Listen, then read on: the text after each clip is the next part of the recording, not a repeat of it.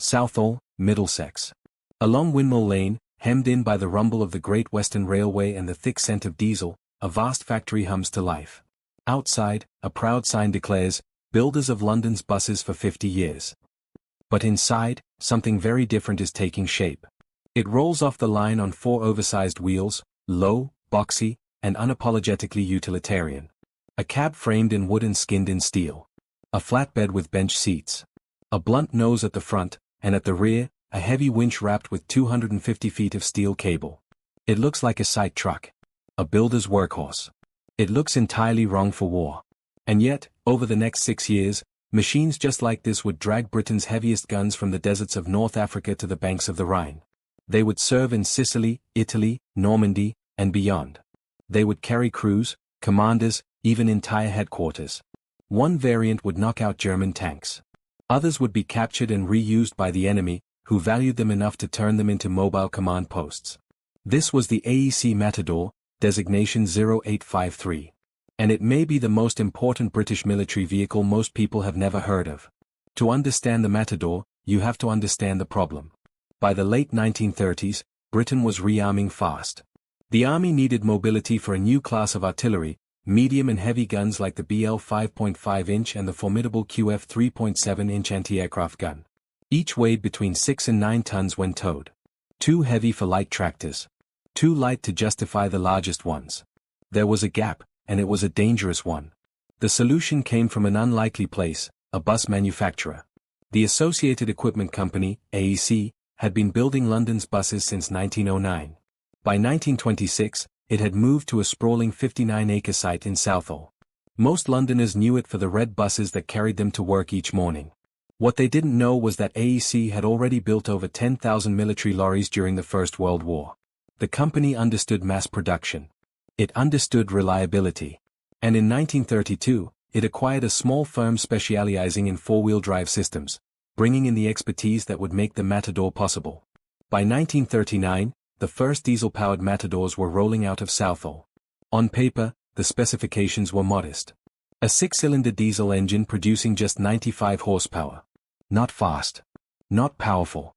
But efficient, capable of covering roughly 360 miles on a single tank. In a war where fuel dictated strategy, that mattered. It had permanent four-wheel drive, 8 forward gears, and a top speed of about 36 miles per hour. The cab, built from ash wood and clad in steel, wasn't a shortcut, it was a deliberate choice. Easier to repair. Less dependent on scarce steel. Fixable anywhere with basic tools and a skilled pair of hands. And then there was the winch. 7 tons of pulling power. 250 feet of cable.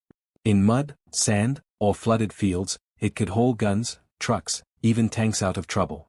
It didn't just move artillery, it rescued it.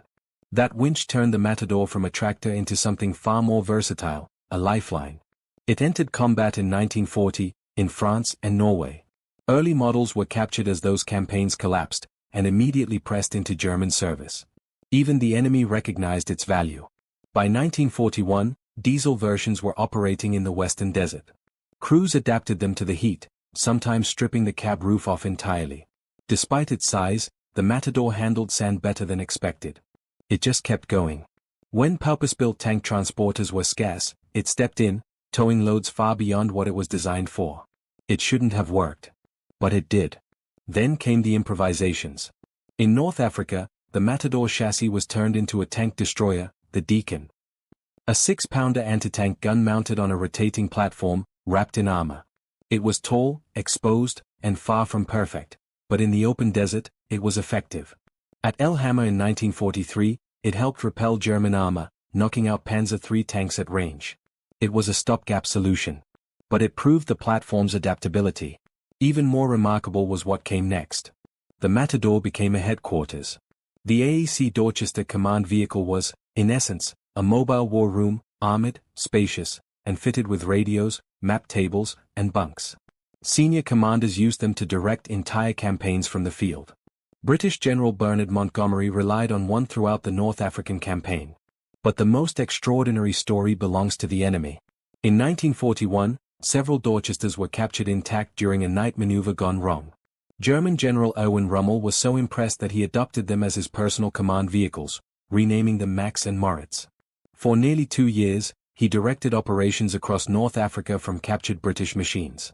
Britain's most advanced mobile headquarters, working for the other side. Back in Allied hands, the Matador continued its quiet, relentless work. In Normandy, it hauled artillery through mud and hedgerows. It towed flamethrower trailers for Churchill crocodile tanks. It even dragged captured German guns through liberated towns. It wasn't glamorous. It wasn't fast. And on paper, it was often outclassed, especially by German half-tracks. But those machines were complex. High maintenance. Fuel-hungry. The Matador was none of those things. It was simple. Durable. Dependable. And that made all the difference. After the war, it refused to fade away.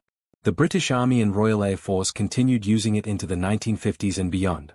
In civilian life, it found a second career in logging, recovery work, and heavy hauling. Bus companies, ironically, used it to tow broken-down buses. From battlefields to forests, it just kept working. Even today, surviving Matadors appear at museums and rallies, still running, still moving, still proving a point. Because the truth is, the Matador was never designed to impress. It was underpowered. Slow. Built with a wooden cab. Largely unarmored. On paper, it shouldn't have stood out. But war isn't fought on paper. It's fought in deserts, in mud, in rain, in exhaustion, and in those conditions, the Matador delivered. Again and again. The company that built London's buses ended up building the machine that kept Britain's guns moving. That wasn't luck. That was practicality. That was engineering. That was the AEC Matador.